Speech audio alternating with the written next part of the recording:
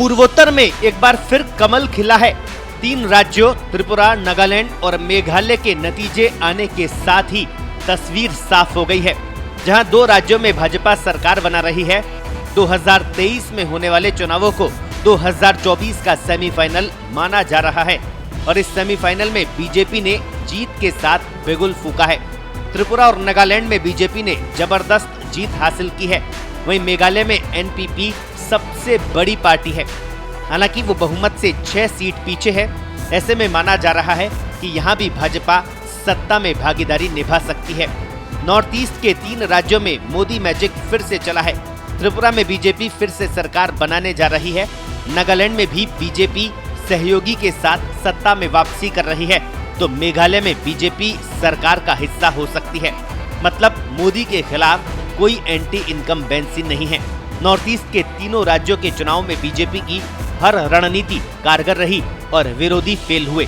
আমাদের যেভাবে ত্রিপুরাবাসীর মঙ্গলের জন্য কাজ করেছেন এবং বিশেষ করে এই নির্বাচন উপলক্ষে উনি যেভাবে এখানে এসেছেন এবং আমাদের এই জিত যে এবার হাসিল হয়েছে একমাত্র এই ক্রেডিট মোদিজির জন্য যায় এবং আমি ওনাকে হার্দিক অভিনন্দন শুভেচ্ছা জানাচ্ছি এবং আমি ওনাকে ধন্যবাদ জানাচ্ছি।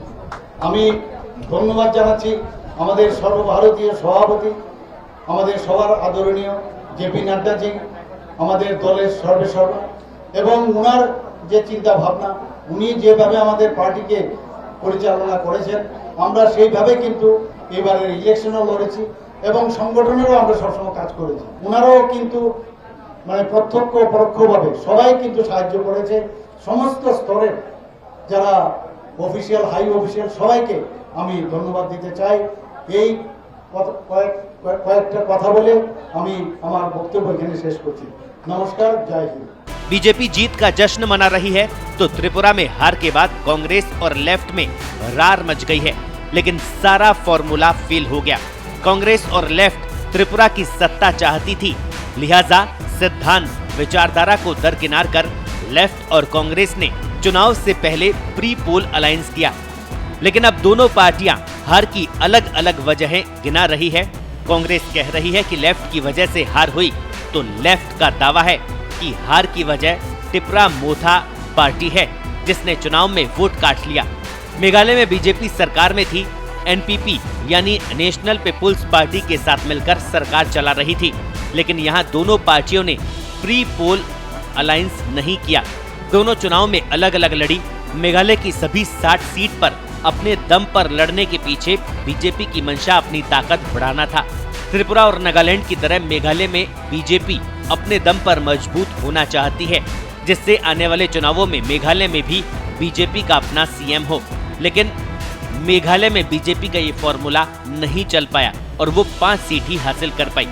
बीजेपी के लिए ये चुनाव 2018 की तरह टेस्टिंग ग्राउंड था, लेकिन कांग्रेस के साथ तो 2018 से जो खेला शुरू हुआ वो बदस्तूर जारी रहा।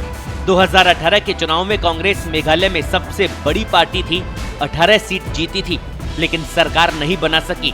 फिर 2021 में मुकुल संगमा की अगुवाई में 12 विधायक टीएमसी में शामिल हो गए। टीएमसी 2018 के विधानसभा चुनाव में खाता तक नहीं खोल पाई थी, लेकिन 2023 के चुनाव में टीएमसी कांग्रेस के विधायकों को पहले अपने पाले में लाई और अब मेघालय में टीएमसी 0 से कांग्रेस के बराबर पहुंच गई है। तो वहीं कांग्रेस डबल डिजिट में भी नहीं पहुंच पाई। भारत जोड़ो यात्रा के जरिए देश भर में माहौल बनाने वाली कांग्रेस यहां असर नहीं दिखा पाई। सोनिया, राहुल और प्रियंका गांधी की चुनाव प्रचार से दूरी कांग्रेस की हार की एक अहम वजह रही। कांग्रेस अपने नेताओं और विधायकों को अपने पाले में नहीं रख पाती। कांग्रेस के साथ ऐसा एक बार नहीं कई बार हो चुका है और उसे हर राज्य में हर चुनाव में बीजेपी के साथ साथ अपने पुराने नेताओं की वजह से भी मुंह की खानी पड़ रही है। भारतीय जनता पार्टी ने हर चीज इस्तेमाल की है, दौलत इस्तेमाल की है। उन्होंने लोगों को गुमराह करने का काम किया है। मेघालय के अंदर वो एनपीपी के साथ जिसके खिलाफ भ्रष्टाचार के आरोप लगाते थे, आज उन्हीं के साथ सरकार बनाने की बात कर रहे हैं। भारतीय जनता पार्टी से हमारे विचारों का मतभेद है, लेकिन साथ साथ मैं ये भी कहूँगा कि वहाँ पे बहुत चिंताजनक है कांग्रेस का हारना। कांग्रेस को, हम सबको ये विचार करना पड़ेगा कि हमारी क्या कमी रह जाती है। भारतीय जनता पार्टी के नेता, बड़े से बड़े नेता मेहनत करते हैं, हम मेहनत नहीं कर पाते।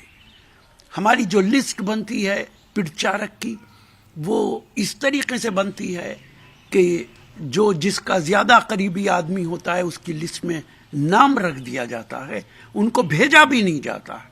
हाईकमांड को इस पर विचार करना पड़ेगा कि प्रचारक वो बने जिनका उन इलाकों के अंदर असर होता है। हाईकमांड को तय करना पड़ेगा, हर चुनाव के अंदर हमें भारतीय जनता पार्टी से ज़्यादा मेहनत करनी पड़ेगी। वो सत्ता में हैं, हम विपक्ष में हैं। विपक्ष को ज़्यादा मेहनत करनी पड़ती है सत्ताधारी पार्टी को बाहर करने के लिए। 2003 के एक अपवाद को छोड़ दें तो 2016 तक नॉर्थ ईस्ट के किसी राज्य में बीजेपी सत्ता में नहीं रही। इससे उलट आज यहाँ के 8 में से 6 राज्यों में भाजपा सत्ता में है। असम, त्रिपुरा, अरुणाचल और मणिपुर में बीजेपी के मुख्यमंत्री है। नागालैंड और मेघालय में बीजेपी सत्ताधारी गठबंधन में शामिल है। मिजोरम और सिक्किम में तनाव है, लेकिन इन दोनों राज्यों में सरकार चला रही पार्टियां बीजेपी की अगुवाई वाले नॉर्थ ईस्ट डेमोक्रेटिक अलायंस यानी NEDA में शामिल है। पिछले 2 लोकसभा चुनावों के नतीजों से भी जाहिर है कि नॉर्थ ईस्ट में एक केंद्रीय राजनीतिक शक्ति के रूप में भाजपा ने कांग्रेस की जगह ले ली है। स्पेशल रिपोर्ट, पत्रिका टीवी।